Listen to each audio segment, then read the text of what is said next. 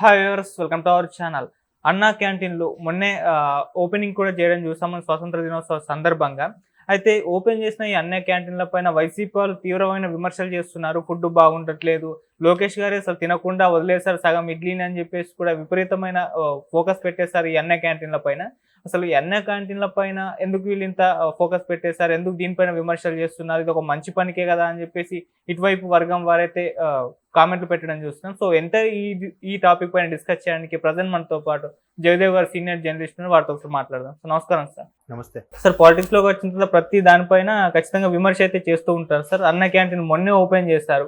So open చేసిన రోజే food బాగుంటలేదు, Lokesh గారు తినలేదు, సగం ఇడ్లీ తిని వదిలేశారని చెప్పేసి విమర్శలు అయితే ఈ రకంగా చేస్తున్నారు సార్. మరి దీని పట్ల ఎందుకు వైసీపీ వాళ్ళు ఈ ధోరణి ఎంచుకున్నారు, మీరేం చెప్తారు సార్? వైసీపీ వాళ్ళు ఈ ధోరణి ఎంచుకోవడంలో తప్పులేదు, వాళ్ళ పనే అది. ఎందుకంటే ప్రతిపక్ష హోదా లేకపోయినా ప్రతిపక్ష పార్టీగా ఉన్న వైసీపీ వాళ్ళకి, అంటే పోనీ ప్రత్యర్థి పార్టీ అనుకుందాం, ప్రతిపక్షాన్ని అనొచ్చో, ఇంత హోదా లేదు కాబట్టి, మరి వాళ్ళు ప్రభుత్వం ఏది చేసినా తెల్లకాగితం అంతా వదిలేసి ఒక చిన్న ఇంకు చొక్క అంటుకున్న ఆ మచ్చనే వేలెత్తి చూపించాలి. అందులో తప్పులేదు. నేను ఇట్లాంటి విమర్శలు చేయండి, తప్పులేదు. అంతేగాని బూతులు మాట్లాడి ప్రభుత్వం మాదే, మేమేం చేసినా చెల్లుతుందని నోటుకొచ్చినట్టు మాట్లాడడం, మనుషుల యొక్క పుట్టుకల మీద ప్రశ్నించడం, వాళ్ళ భార్యల్ని తల్లుల్ని అవమానించడం, అది మానుకుంటే బెటర్. ఇది పర్వాలేదు. సరిగ్గా ఫుడ్ క్వాలిటీ లేదు, విమర్శించండి, ఇది పద్ధతి. అయితే విమర్శకు కూడా ఇట్లాంటి విమర్శలు చేయొచ్చు. కానీ ఇక్కడ 10 మంది కడుపు నింపుతూ వాళ్ళ ఆకలిని తీర్చే పరిస్థితి ఏదైనా మహోత్కార్యమే.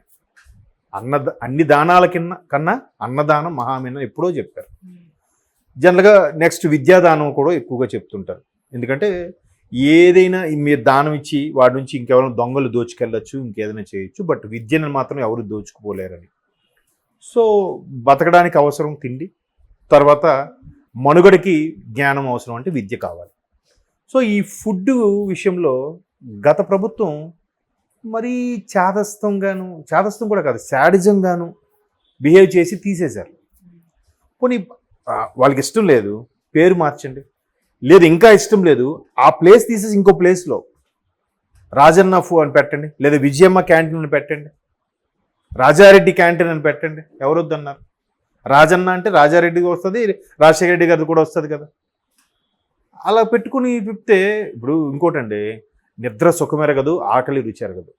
అంటే నిద్ర వచ్చేటప్పుడు వాడు అక్కడ ఆ బెంచ్ మీద పడుకునిపోతాడు, ఫుట్పాత్ మీద పడుకునిపోతాడు, పార్కులోనే పడుకునిపోతాడు. అది నిద్ర ఊపేస్తుంటే ఆడబ్బా నాకు మంచి పరుపు ఉండాలి, బెడ్షీట్ ఉండాలి, లేదంటే మంచి దాన్ని ఏమంటారు బ్లాంకెట్ బాగుండాలి, మంచి రగ్గు ఉంటేనే అబ్బా హాయి నిద్ర పడుతుంది, అదేమంటారు. వాడికి చలిలో అయినా పడుకునిపోతాడు. అలాగే ఆకలి రుచి ఎరగదని అంటే అక్కడ ఏం పెట్టామన్నది కాదు, ఆడ ఆకలి తీరుతుంది లేదా, ఆడికి ఆ టైంలో ఎంతో అమృతంలాగా అనిపిస్తుంది. ఆకలితో ఉన్నవాడికి 5 రూపాయలకి ఏం దొరుకుతుందండి ఇవాళ? అసలు ఏమీ దొరకట్లేదు. ఏదో చిన్నపిల్లల చాక్లెట్లు తప్ప, ఏదో వాళ్ళు రాసుకున్న పెన్స్ మాత్రం దొరుకుతున్నాయి. 5 రూపీస్ పెన్స్ ఏ ఉన్నాయి, యూజ్ అండ్ త్రో ఏవి ఉన్నాయి, అంతే. ఆ చిన్న చిన్న చాక్లెట్స్, పెన్స్ తప్ప ఇంకేమీ దొరకట్లేదు. ఏవి మార్కెట్లో మినిమం 10 రూపాయల నుంచే అయిపోయింది. పేరుకి రూపాయి ఉంది, కానీ రూపాయి వాల్యూ పడిపోతూనే ఉంది. ఓకే. సో అట్లాంటి పరిస్థితుల్లో ఏదో వాళ్ళ దాహార్తిని, లేదంటే వాళ్ళ ఆకలిని తీర్చడానికి ఒక కూలీవాడు, లేదంటే ఒక రిక్షావాడు, లేదంటే ఒక డైలీ లేబరు, లేదంటే ఏమీ లేని పరిస్థితుల్లో ఎవడో ఒక అడుక్కుని వాళ్ళు ఉంటారు. వాళ్ళు సరే అమ్మ ఈరోజు నాకు 100 రూపాయలు దొరికిందంటే, ఆడికి రాబోయే రోజుల్లో పూటకి 5 రూపాయలు ఖర్చు పెట్టుకున్నా 3 రోజులు గడిచిపోతుంది. 3 రోజులు ఏమి, ఆల్మోస్ట్ రోజుకి 15 రూపాయలు వేసుకుంటే 15 ఆరులు దగ్గర 6-7 రోజులు గడిచిపోతున్నావు 100 రూపాయలకి. బతికేస్తాడుగా, ఎక్కడో ఫుట్పాత్ మీదో పొగ్గొట్టాల్లోనో ఎక్కడో బతికేస్తాడుగా. సో అది ఆలోచించాలి. అక్కడ పెట్టింది అది ఎవరి కోసం పెట్టాడు? అటువంటి వాళ్ళ కోసం అది కేటాయించబడింది. అంతేగాని 3 పూట్ల నీకు 2 చేతుల్లో 5,000 నోటికి వెళ్ళే పరిస్థితిలో ఉన్నాడు, అక్కడికి ఎందుకు తింటాడు? కారు ఆపి మరీ కారులో వచ్చి తింటాడా? తినరు. నిన్న కూడా బాబు గారు ఓపెన్ చేసినప్పుడు ఆయనతో పాటు ఒక వ్యక్తి కొద్దిగా కరోనా తర్వాత ఇట్లా మరీ ఇబ్బంది అయిపోయిందా ఏం బాబు అని ఏదో చెప్తుంటే దాని వెంటనే వైసీపీ వాళ్ళు ట్రోల్స్ చేశారు. వీడు కరోనా టైంలో ఏవో చేశాడు, KFC కూడా చికెన్ తింటాడు, ఇప్పుడేంచి వీడు పెద్ద పెయిడ్ ఆర్టిస్ట్, బాబు గారు రాగానే ఇలా మాట్లాడుతున్నాడు అన్నారు. అంటే మరి తిండికి లేనివాడు 4 పైసలు దొరికితే KFC లాంటి చికెన్ తినడం తప్ప? ఆడ కోరిక ఉండదా? చాలా ఉంటాయి, ఒక్కొక్కరికి చాలా కోరికలు ఉంటాయి. మనకి చాలాసార్లు యూట్యూబ్లో కొన్ని ట్రోల్స్ కూడా మనం చూసే ఉంటాం. ఒక పేద అబ్బాయి ఒక బర్గర్ షాప్ ముందు ఇలా ఆటగా చూస్తుంటే లోపల వాడు ఒకడు వచ్చి గమనించి ఆ బర్గర్ కొనేసి తనకిస్తాడు. పడుకున్న వాళ్ళకి అన్నం తిండితే చాలు, కడుపు నిండితే అన్నం తింటే, బట్ బర్గర్ తినాలని కోరుకుండదా? అలా తినాలని చెప్పి ట్రోల్స్ చేస్తున్నారు. అంటే ఏదో అక్కసతో చేసేది అది.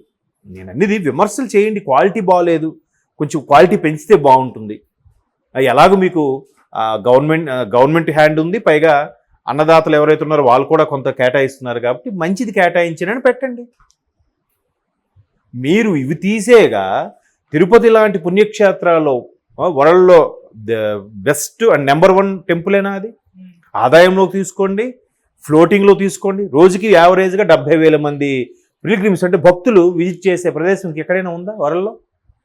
మరి అటువంటి తిరుపతికి మీరు ఏం చేశారు? క్యూ లైన్లో ఉన్న వాళ్ళకి, క్యూ లైన్లో ఇవ్వవలసిన వాళ్ళకి టిఫిన్లు కానీ, ఉప్మాలు కానీ, దాన్ని ఏమంటారు, బిస్బిల్ సాంబార్ అన్నం కానీ అవన్నీ తీసేశారుగా, పాలు అవి తీసేసి కూడా మీరు మరి వద్దులేండి డాష్. ఇప్పుడు మరి ఇలాగ విమర్శించడం ఎంతవరకు కరెక్ట్?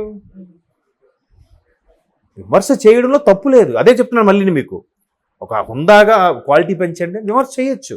మీరు ఆ ప్రత్యర్థి హోదాలో ఉన్నారు కాబట్టి. మరీ దాన్ని మీరు ఈ స్థాయిలో చేసే రైట్స్ అయితే మీకు లేవు. ఎందుకు లేవు అంటే దేవుని సొమ్ముదానికి కూడా మీరు సరిగ్గా పెట్టలేదు వచ్చే భక్తులకి.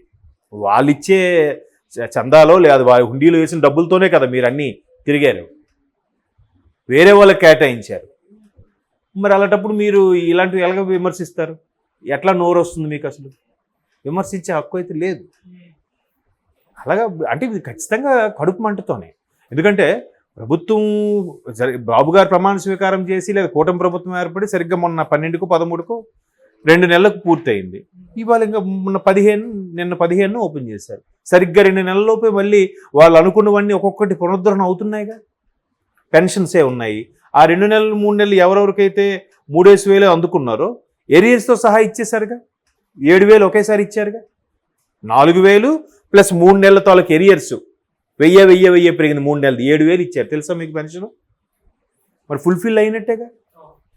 సో ఇట్లాగా మరి ఇంక ఏది అంటే అరే వీళ్ళకి ఎంత మెజారిటీ వచ్చేసిందంటే ప్రజల్లో ఎంత కసి ఉందని వాళ్ళకి అర్థం అవ్వట్లేదు. ఇంకా ఏదో తప్పిదం జరిగిపోయింది, ఏదో 40% వచ్చేసింది మాకు అన్న ఫీలింగ్లోనే ఉన్నారే తప్ప, అరే ఇలాంటి చిన్న చిన్న మిస్టేక్స్ చేశారా బాబు, మీరు ఇప్పటికైనా తెలుసుకోండి, రియలైజ్ అవ్వండి.